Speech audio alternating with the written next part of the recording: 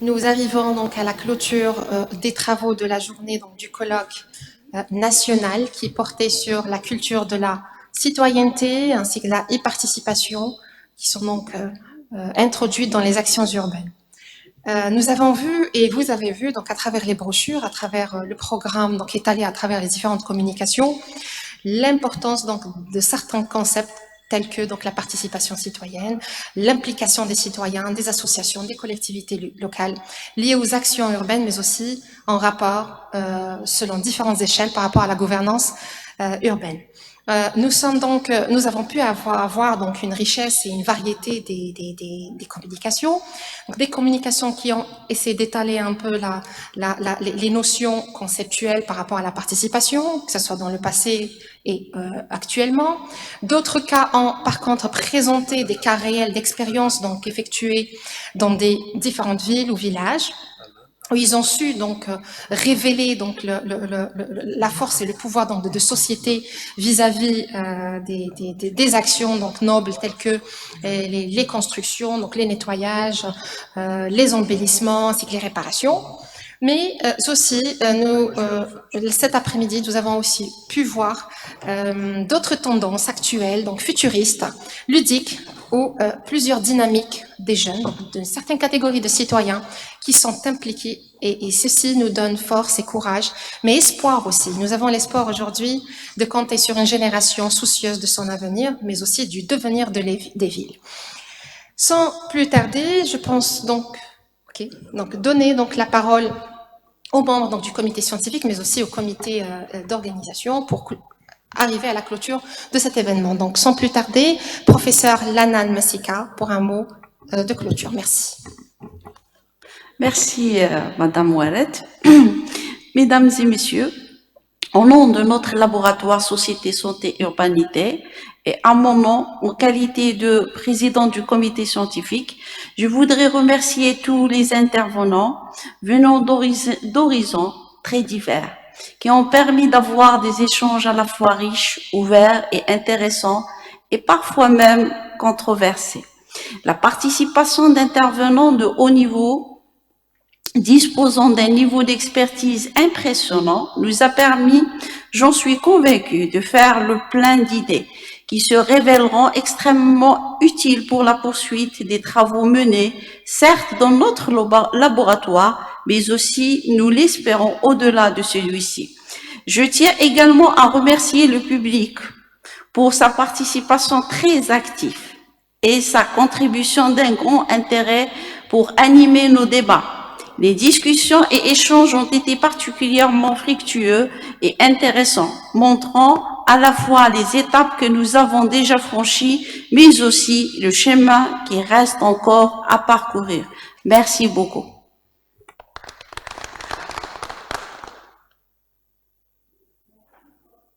Merci, professeur Lanan. Donc, je passe la parole à Dr Haddouche Zahir, président du colloque.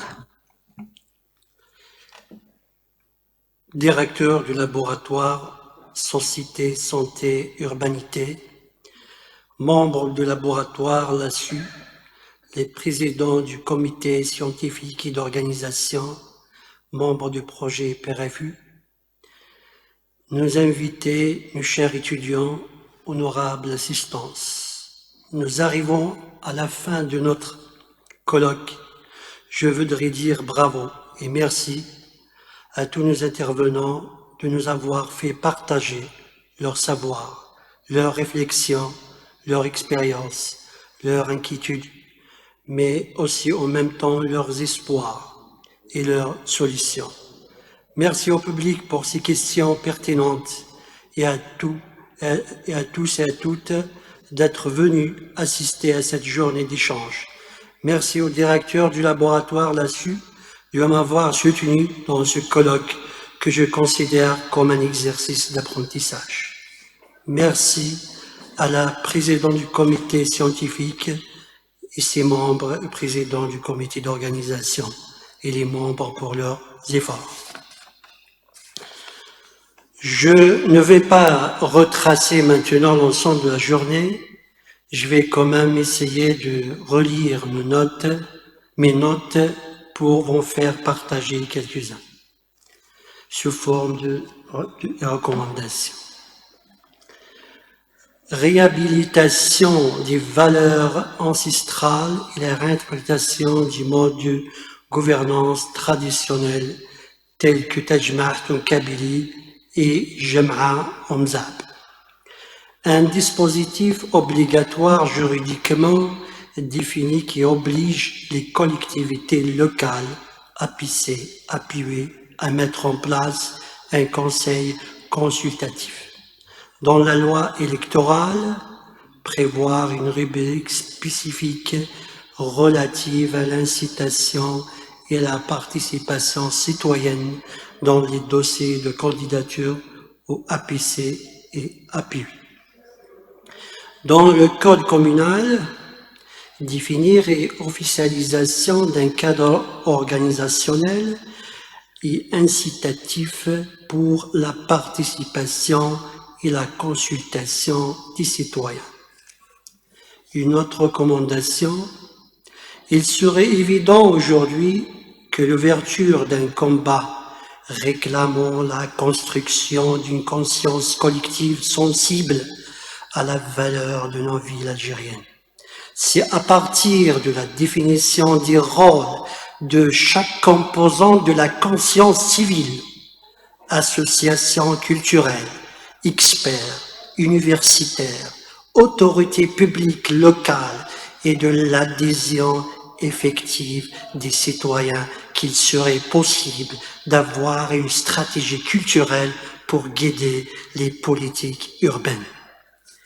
Il est aussi souhaitable qu'il soit mis en place un dispositif suffisamment souple à même d'inciter les initiatives légères émanant de propriétaires, locataires, comités de quartier dont les dévouements pour leur quartier restaient encore vivaces, les encourager et les intégrer au programme d'ensemble.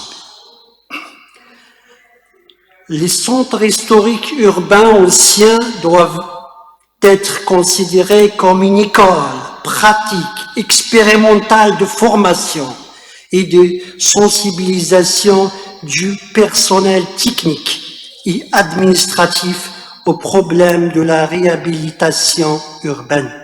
On ne peut donc soumettre les actions urbaines locales totalement à des dispositions théoriques abstraites ou purement administratives comme ce qu'ils peuvent offrir comme maîtres artisans et corporations qui risquent aujourd'hui de disparaître.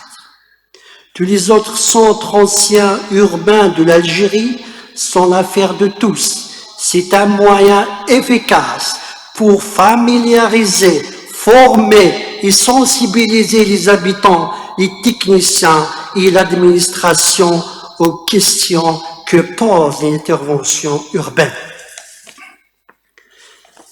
La participation de la population aux actions urbaines doit être stimulée par la réactivation des valeurs ancestrales en matière de citoyenneté mise en lumière à travers des diverses confrontations scientifiques, publications, colloques, etc.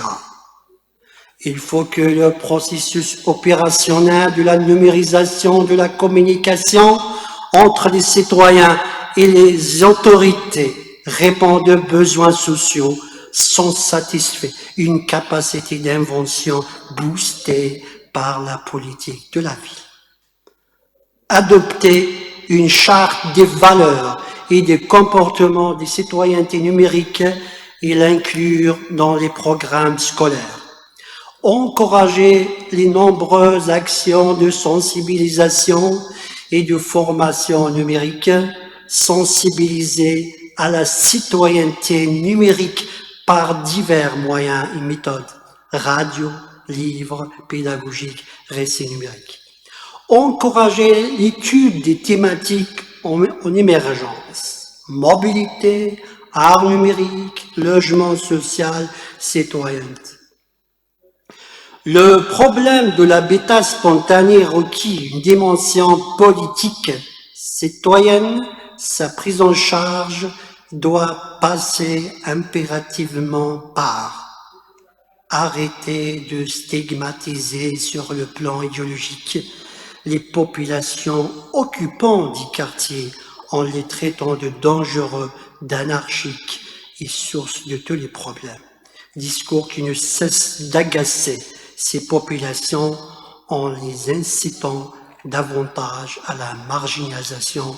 Le discours tenu par les administrateurs, la presse et les académiciens doit être reformulé en parlant des habitants des quartiers spontanés. Revoir la politique de l'aménagement du territoire d'une manière générale en vue d'un rééquilibrage entre les populations et ses pays et leurs richesses. Création de villes nouvelles, moyennes, en les dotant d'infrastructures économiques, sanitaires et universitaires, à l'effet d'atténuer l'attraction des grandes villes. Encourager les communautés rurales à rester sur place en créant des activités agricoles, artisanales et autres susceptibles de fixer ces communautés sur place dans le cadre du développement durable. Avant que nous séparions, je souhaitais donc remercier une nouvelle fois l'ensemble de nos intervenants et en particulier ceux qui sont venus de loin, de très loin. Merci pour votre attention. Merci, Dr Haddouche, de vouloir bien survoler toutes les recommandations qui ont été émises par les différentes communications, des recommandations qui s'avèrent complémentaires mais qui attendent à être concrétisées sur le terrain. J'arrive donc enfin à inviter professeur Beletima Abdelhalim pour un mot de clôture, s'il vous plaît. Merci Madame la coordinatrice, merci Monsieur le Président, professeur Lana Massika pour votre engagement dans la réussite de ce colloque qui nous a réunis dans un champ de pluridisciplinarité. On a quand même travaillé sur l'habitat, donc le patrimoine, la culture citoyenne et surtout les nouvelles actions dans l'éducation de la citoyenneté. Je suis vraiment ravi et je remercie encore nos invités qui sont venus de loin, les communicants, et je suis vraiment aussi enchanté d'avoir écouté les différentes communications qui nous ont réunis autour d'une thématique qui nous interpelle tous aujourd'hui, sur le plan, je dirais, sociologique, politique et architectural, et je dirais même économique. Donc il y avait des intervenants de plusieurs disciplines, c'est vraiment je dirais, un apport pour notre laboratoire et je remercie aussi et surtout l'équipe qui avait pour la réussite de ce colloque, l'équipe d'organisation et à sa tête Kishar Idir et surtout Zahir. D'ailleurs, dans sa communication, vous ressentez qu'il était fatigué parce que il travaillait nuit et jour. Donc c'est vraiment, je dirais, merci beaucoup et bravo. Au nom du doyen qui s'est excusé pour des raisons de santé, donc je déclare la clôture de ce colloque, de ces travaux, et j'espère vous revoir dans d'autres occasions. Et je vous remercie encore et je vous souhaite quand même une bonne réussite dans vos projets.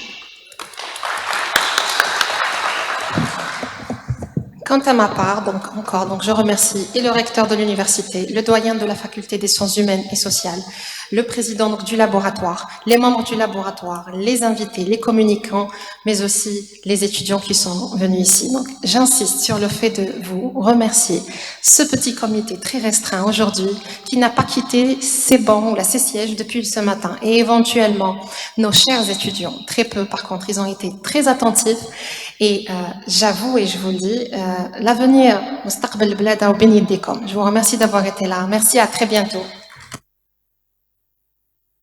Allez, je vous invite à une photo de souvenir avant de partir.